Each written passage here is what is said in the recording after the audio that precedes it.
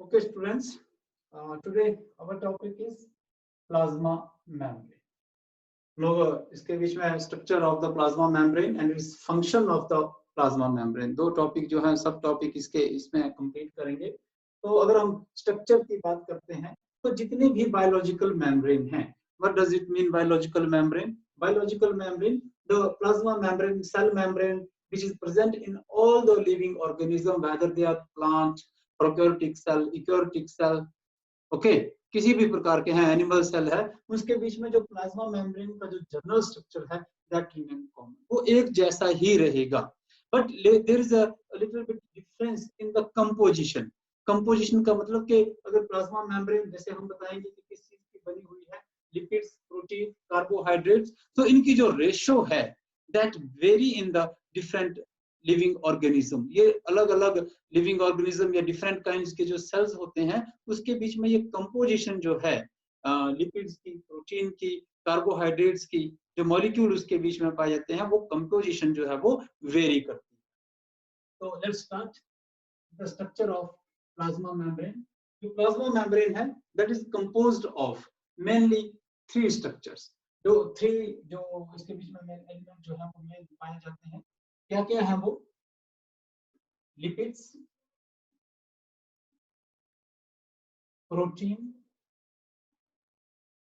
proteins and carbohydrates.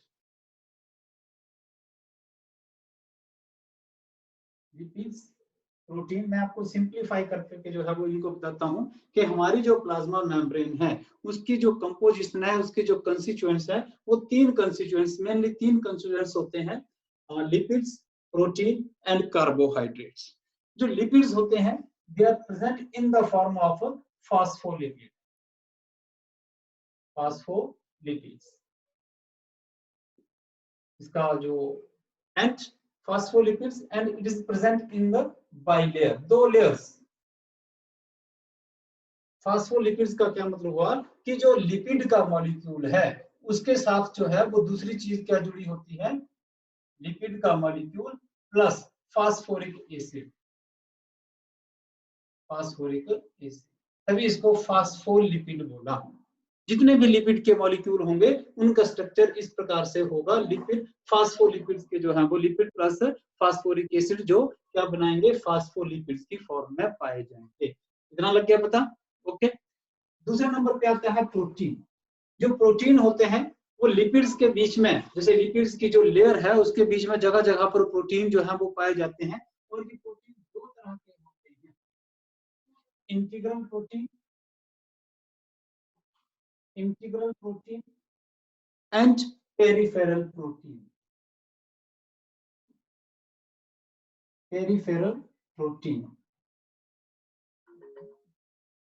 Integral proteins. Okay, simple सा आप समझ गए होंगे ये भी। इसको हम डिस्क्राइब करेंगे अभी जब हम इसका डायग्राम बनाएंगे, डायग्राम के साथ इस चीज को हम एक्सप्लेन करेंगे।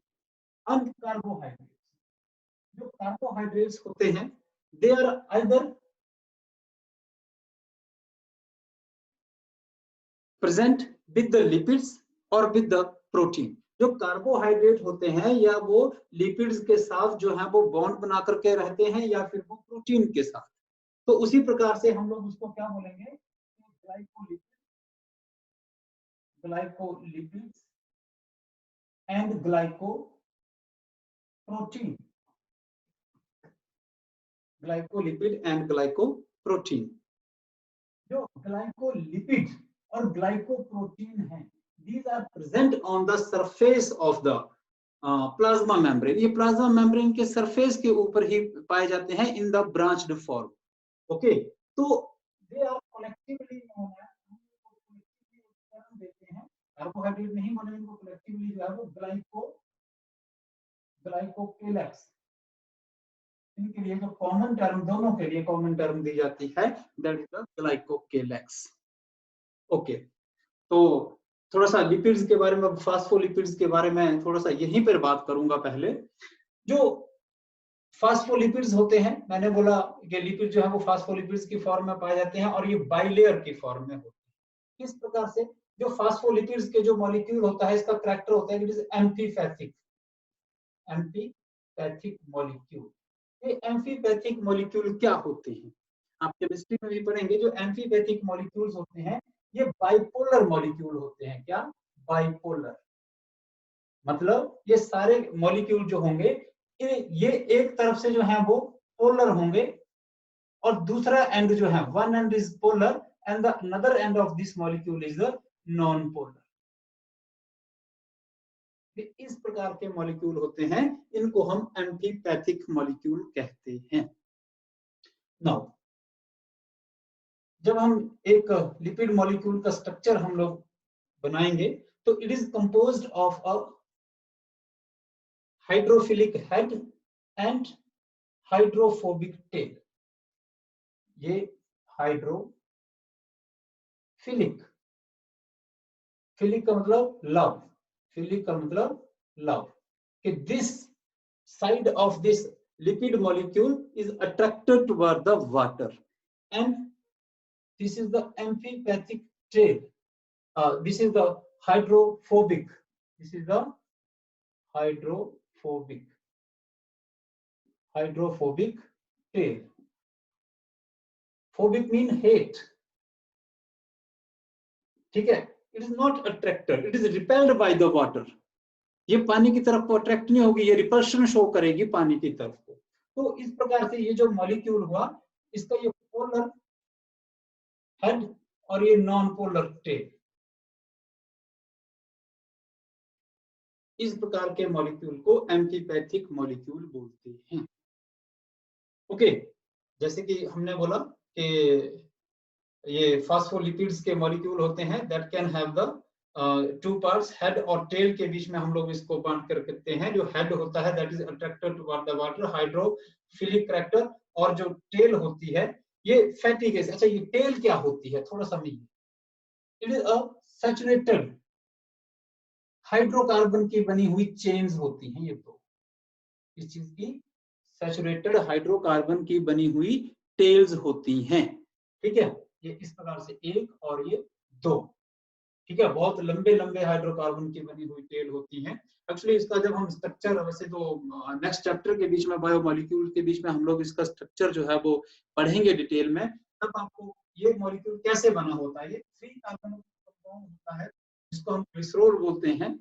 इसके साथ दो जगह पर फैटी एसिड जुड़े होते हैं। क्या जुड़े होते हैं? फैटी एसिड, जैसे एक और यहाँ पर भी फैटी एसिड। तो इस प्रकार से ये टेल बनाते हैं। ये इसकी एक टेल फैटी एसिड लॉन्ग ऐसे हाइड्रोकार्बन, और ये दूसरी टेल, और इसका जो ये ग्लिसरॉल का मॉलिक्यूल होता है ये इसका हेड बनाता है। इस प्रकार का स्ट्रक्चर होता है। ये नेक्स्ट चैप्टर के बीच में हम लोग इसको पढ़ेंगे। तो एक लिपिड के मॉलिक्यूल का स्ट्रक्चर मैंने आपको बताया किस प्रकार से। अब how they are arranged in the plasma. आप सभी लोग समझ गए होंगे कि प्लाज्मा मेम्ब्रेन 3 चीजों की बनी होती है। इसके बीच में एक और चीज होती है, कोलेस्ट्रॉल के मॉलिक्यूल भी होते हैं, उसके बारे में बाद में डिस्कस हम लोग करते हैं। लेकिन अब इसका डायग्राम हम बनेंगे, जो है वो बनाएंगे प्लाज्मा मेम्ब्रेन। बहुत ही सिंपल है, आसान सा जो डायग्राम है वो बनाना चाहिए सभी को। जो फास्फोलिपिड्स के मॉलिक्यूल होते हैं आप लोग इस प्रकार से इनको बना सकते हैं। बीच में हम लोगों ने प्रोटीन भी बनाने हैं,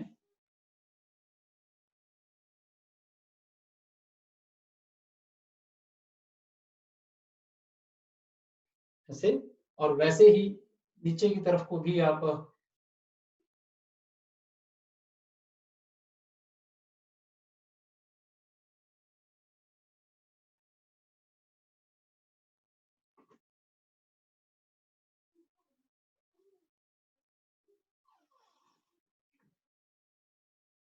बीच में हम प्रोटीन के मॉलिक्यूल इसके बीच में बनाएंगे।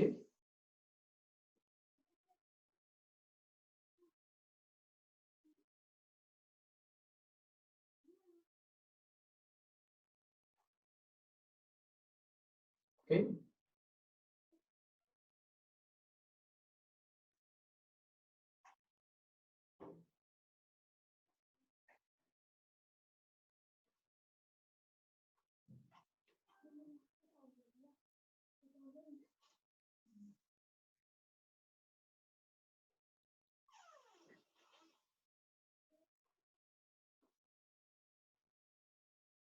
स्टूडेंट्स, इस प्रकार से आप इसके बीच में जो है वो फास्फोलिपिड्स की बाइलेयर जो है वो यहाँ पर बनाएंगे और these are the lipid molecules, ये लिपिड मॉलिक्यूल हैं। हेड और टेल, जो लिपिड्स की जो मॉलिक्यूल होते हैं that is present in the plasma membrane in the form of a bilayer, यानी कि ये दो लेयर जो हैं वो बनाते हैं। मैं आपको भी बताता हूँ किस प्रकार से हो रहे हैं। कंपोजिशन तो हमने इसकी पढ़ ली। नाउ इसका arrangement how they are arranged. तो this is the very simple structure of the plasma membrane. मैं ऊपर से ये प्लाज्मा मेम्ब्रेन मिटा रहा हूँ, यहाँ से हमें कुछ जगह की जरूरत है।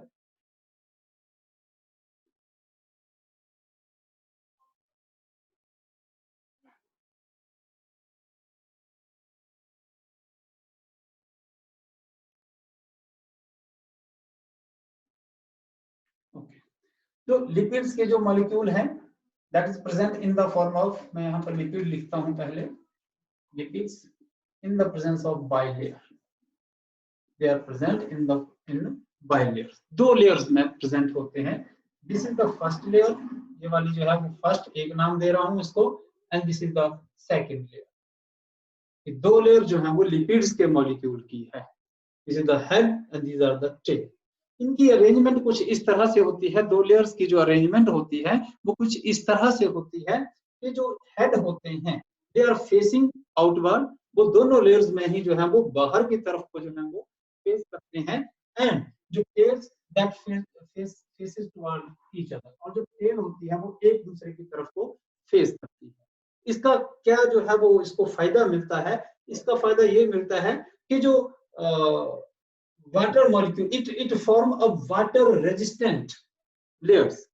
इस प्रकार से एक जो पोलर मॉलिक्यूल है that is unable to enter into this side, this type of structure. इसके बीच में पोलर मॉलिक्यूल, वाटर का मॉलिक्यूल पोलर मॉलिक्यूल होता है, तो वो इसके अंदर जो है वो नहीं आ पाता है। एक वाटर रेजिस्टेंट स्ट्रक्चर जो है वो हम लोगों को यहाँ पर मिलता है। And this is the arrangement of lipids. इस प्रकार से जो है वो अरेंज्ड होते हैं। दूसरी बात आती है प्रोटीन की। मैंने दो तरह के प्रोटीन जो था वो प्लाज्मा मेम्ब्रेन में आपके साथ डिस्कस किए, integral protein and peripheral protein. The proteins which are loosely arranged and they are present on the surface of this plasma membrane. ये मॉलिक्यूल, इनको मैं एक नंबर दे रहा हूँ, मैं पी बोल रहा हूँ, इनको पेरिफेरल को मैं पी बोल रहा हूँ। ये जो बाहर बाहर मॉलिक्यूल हैं these are the loosely arranged, these are the peripheral protein, peripheral protein. And the second type of protein, these are the integral protein, IN, इनको मैं IN लिख रहा हूं यहाँ पर, integral protein। ये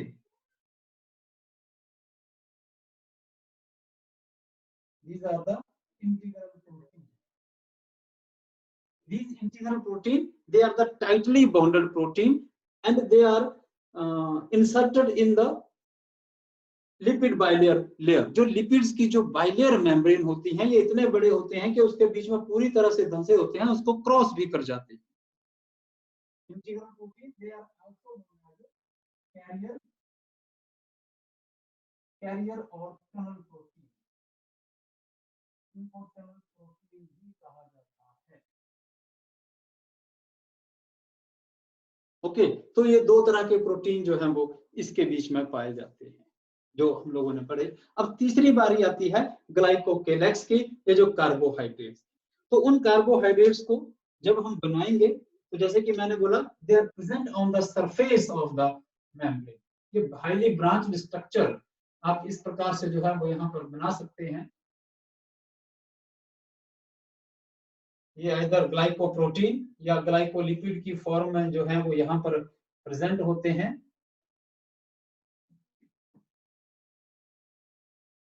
These are the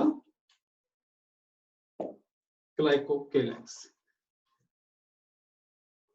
आप इसको अलग अलग लिखना चाहें तो लिख सकते हैं, ग्लाइकोप्रोटीन लिख दो एंड ग्लाइकोकेलेक्स लिख दीजिए और साथ में कर दीजिए ग्लाइकोप्रोटीन और ग्लाइकोलिपिड लिखना है आपने, ग्लाइकोलिपिड लिपिड्स, और इसको आप ग्लाइकोकेलेक्स। They play a very important role to carry the information. या तो ये इंफॉर्मेशन रिसीव करने का जो है ये वेरी इंपॉर्टेंट काम करते हैं। कहीं से कोई केमिकल आता है उसको रिसीव करने का काम जो है ये ना ग्लाइकोकेलेक्स के द्वारा जो है वो किया जाता है। उसके बाद एक चौथी चीज जो मैंने बोली थी, कार्बोहाइड्रेट के बारे में भी बात हो गई, और जो चौथी चीज हम लोगों को इसके बीच में देखने को मिलती है, that is the molecule of cholesterol. तो कहीं कहीं पर इस प्रकार से इस प्लाज्मा मेम्ब्रेन के बीच में कोलेस्ट्रॉल के मॉलिक्यूल जो है which are attached with the molecule of this lipids molecule के साथ जो है ये जुड़े होते हैं। They are responsible to maintain the fluidity of this lipid bilayer. इसकी fluidity को, जो fluidy nature है इसका, उसको maintain करने का काम करते हैं। And जो the fluidy nature जो है इसका plasma membrane का, that is because of these the movement of lipids bilayer. कल हम लोगों ने मूवमेंट, वेरी इंपॉर्टेंट टॉपिक है, कई बार पूछा जाता है कि why this is known as the, इसको फ्लूइडी नेचर का क्यों कहा जाता है और फ्लूइडी नेचर किस वजह से होता है। जो फ्लूइडी नेचर जो होता है उसके लिए जो है ये मूवमेंट रिस्पॉन्सिबल होती है, movements which are known as the flip flop movement. क्या बोलेंगे हम इसको? फ्लिप फ्लॉप मूवमेंट जो है वो उसको कहा जाता है। दो तरह की मूवमेंट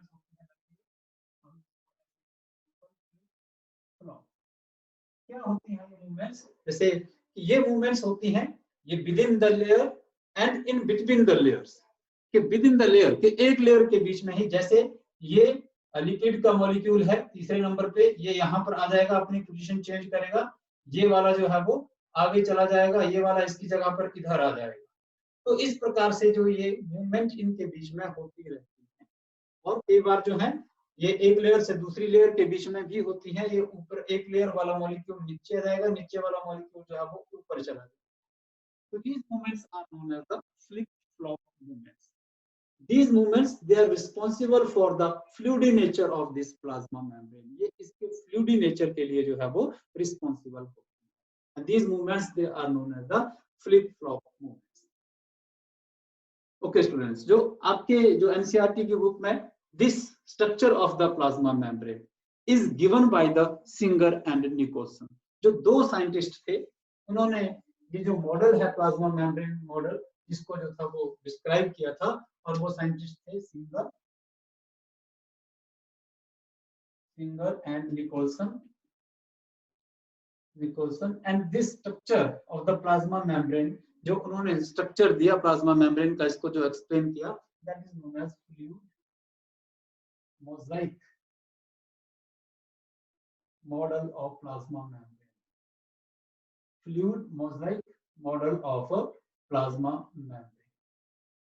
तो स्टूडेंट फ्लूइड मोज़ाइक मॉडल जो है वो इसको बोला उन्होंने।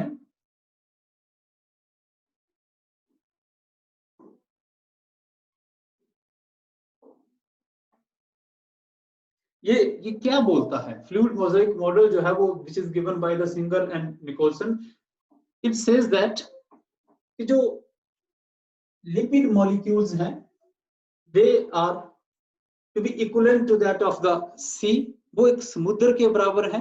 and the protein molecule which are present in this lipid bilayer they are equivalent to that of the iceberg. iceberg होता है बर्फ के बड़े बड़े टुकड़े।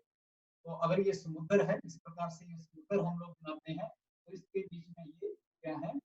ये टुकड़े हैं बर्फ के जो इसके बीच में तैरते रहते हैं। तो इसने क्या बोला सिंगर और निकोलसन ने कि structure of the plasma membrane is like that of the, कि जो protein iceberg they are present in the sea of lipid, कि वो लिपिड्स के समुद्र के बीच में जो है वो पाए जाते हैं। कौन? प्रोटीन्स। तो ये जो था वो सिंगर और निकोलसन ने इसके फ्लूइड मोज़ाइक मॉडल जो प्लाज्मा मेम्ब्रेन है इसके बारे में इस प्रकार से इसने describe. Now students, this is all about the fluid mosaic model जो हम लोगों ने इसको डिस्क्राइब किया। नाउ अब हम लोग जो है वो क्या पढ़ेंगे कि what are the functions of plasma membrane की। There is a lot of functions of plasma membrane. Plasma membrane के बहुत ही ज्यादा जो है वो फंक्शन होते हैं। जैसे कि for example it is responsible to carry the information. ये इंफॉर्मेशन, कहीं से कोई इंफॉर्मेशन जो है वो आ रही है, तो उस इंफॉर्मेशन को रिसीव करने के लिए ये जो इसके ऊपर ग्लाइकोकेलेक्स के मॉलिक्यूल होते हैं,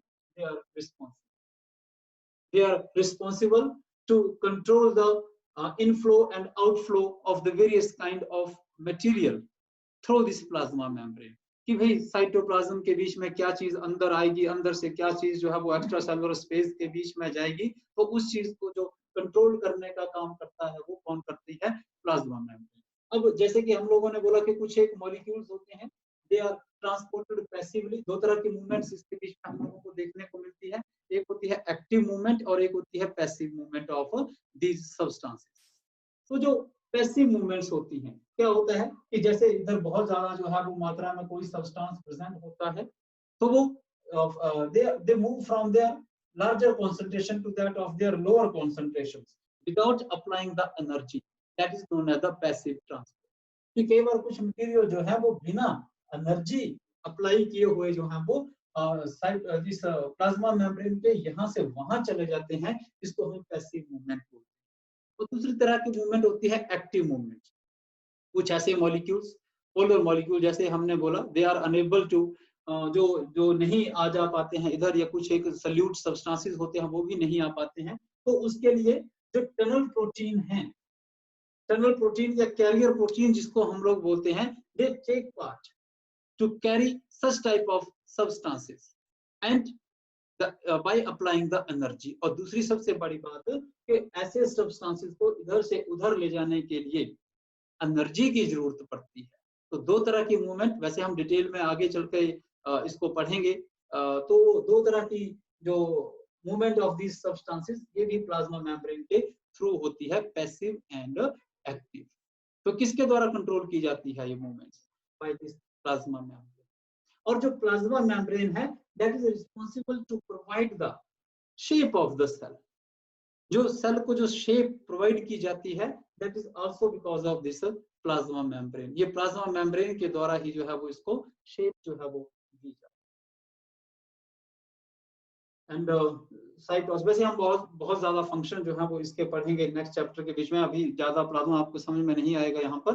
तो कुछ एक जो और बहुत ज्यादा फंक्शंस हैं वो धीरे धीरे जब हम लोग इस चैप्टर को आगे पढ़ेंगे तो वहां पर वो भी साथ साथ में जो है वो क्लियर हो जाएंगे। तो this is all about the plasma membrane.